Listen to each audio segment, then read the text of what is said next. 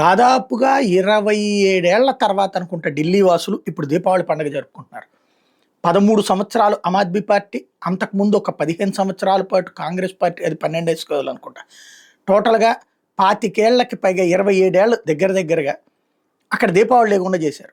ఏంటయ్యా అంటే అక్కడ ఉన్న పొల్యూషన్‌కి, అక్కడ ఏది వాస్తవంగా ఆ పక్కన ఉన్నటువంటి ఉత్తరాఖండు, ఆ హర్యానా ఆ ప్రాంతాలలో పంటలు పూర్తయ్యాక పొలాలను తగలబెడతారు వాళ్ళు. వాళ్ళు ఆ గడ్డిని తీసుకెళ్ళటం ఇట్లాంటివి చేయరు.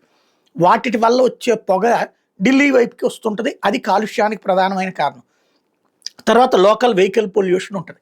ఆ రెండిటిని పక్కన పెట్టి దీపావళి వల్లనే కాలుష్యం వస్తుంది, దీపావళి వల్లనే ఏడాదంతా పొల్యూషన్ అన్న తరహాలో ప్రచారం చేసి మొత్తం మీద న్యాయస్థానాలు కూడా వన్ సైడెడ్‌గా జడ్జిమెంట్ ఇచ్చుకొచ్చినియి.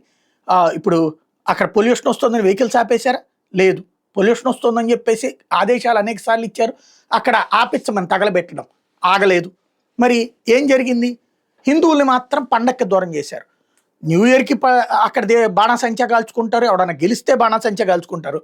కానీ విచిత్రం వల్ల ఎవరైతే అక్కడ దీనికోసం ప్రయత్నిస్తారు, అంటే దీపావళికి మాత్రం అక్కడ బాణాసంచా కాలిస్తే ప్రాబ్లం అవుతుంది. ఇది ఏళ్ల తరబడి సాగినటువంటి వ్యవహారం. ఇప్పుడు ఆ ఇష్యూలో గ్రీన్ క్రాకర్స్ అని అంటే అది కూడా ఒక సాకే, ఏదైనా బాణాసంచానే. గ్రీన్ క్రాకర్స్ అంటే కాస్త కాలుష్యం తక్కువ ఉంటుంది. అంటే ఓ రకంగా చెప్పాలంటే స్టాండర్డు నాటు, మనకు 2 రకాలైన బాణాసంచా ఉంటాయి. స్టాండర్డ్ అంటే గ్రీన్ క్రాకర్స్ అంటారన్నమాట.